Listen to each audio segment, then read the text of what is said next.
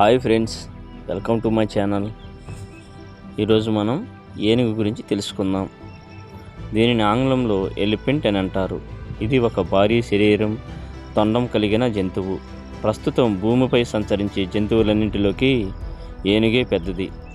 దీని గర్భావధి కాలం 22 నెలలు. ఏనుగు 70 సంవత్సరాల కంటే ఎక్కువగా జీవిస్తుంది. ఏనుగులు 2 రకాలు. ఒకటి ఆఫ్రికా ఏనుగు, 2 ఆసియా ఏనుగు.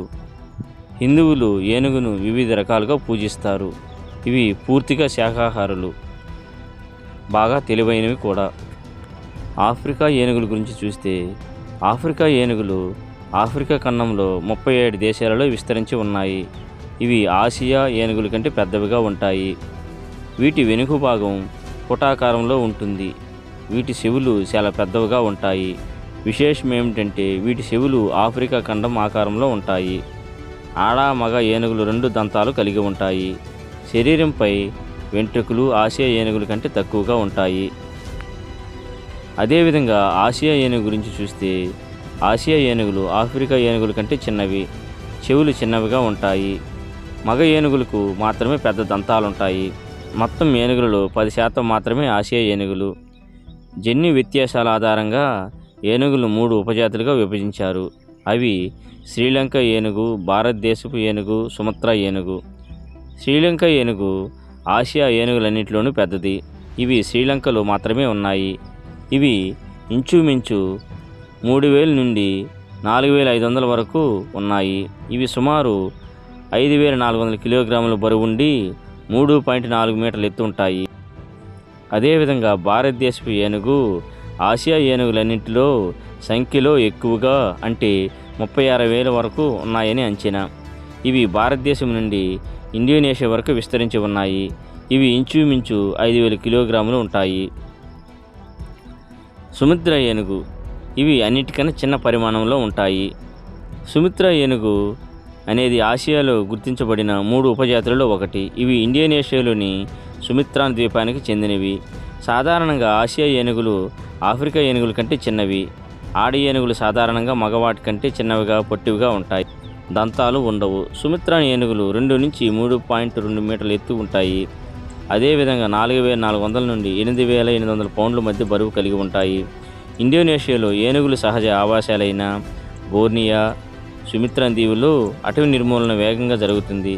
అందువలన వేగంగా అంతరించిపోతున్న జాతిగా వీటిని పరిగణిస్తున్నారు.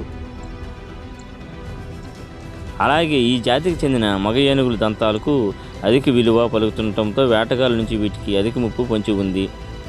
వేటగాళ్ళు ఉచ్చులో చిక్కుకుని సగం తొండాన్ని కోల్పోయిన ఏడాది వయసున్న గున్న ఏనుగు చికిత్స పొందుతూ నవంబర్ 16, 2021 మృతి చెందింది.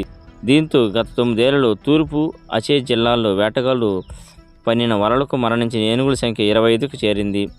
ప్రస్తుతం ఇండోనేషియాలోని సుమిత్రాన్లో ఏనుగుల సంఖ్య రోజురోజుకు తగ్గిపోతుంది.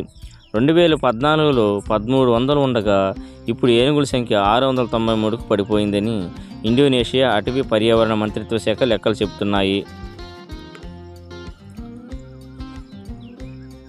ఏనుగులు మానవులతో సంబంధం. ప్రాచీన భారతదేశంలో మొదటిసారిగా ఏనుగులను మచ్చిక చేసుకున్నారు. ఏనుగులు కష్టపడి పనిచేసే జంతువులు. అడవులలో భారీ వృక్షాలను పడగొట్టడానికి, తరలించడానికి ఉపయోగిస్తారు. ఇలాంటి పనులను ముఖ్యంగా ఆడ ఏనుగులను ఉపయోగిస్తారు. యుద్ధాలలో ఏనుగులను భారతదేశంలోను, తర్వాత పర్షియాలను ఉపయోగిస్తారు. వీటి కోసం ముఖ్యంగా మగ ఏనుగులు మాత్రమే ఉపయోగిస్తారు. భారీ పనుల కోసం, వృక్షాలను కూల్చడానికి, పెద్ద పెద్ద దొంగలను కదిలించడానికి, యుద్ధ ఖైదీలను వీటి పాదాల కింద తొక్కించడానికి ఉపయోగించేవారు. మహారాజులు అడవులలో క్రూర మృగాలు, ముఖ్యంగా పులులను వేటాడడం కోసం ఏనుగుల మీద వెళ్ళేవారు.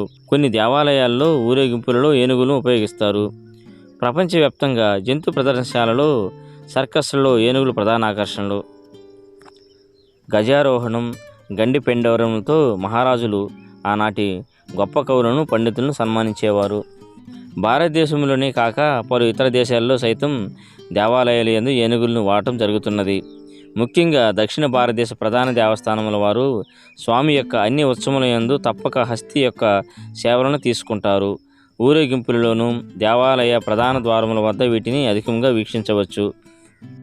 హిందూ పురాణాలలో హిందూ దేవుడు వినాయకుడు తల ఖండించిన శివుడు ఏనుగు తలను తెచ్చి అధికించినట్టుగా పురాణాలు చెబుతున్నాయి.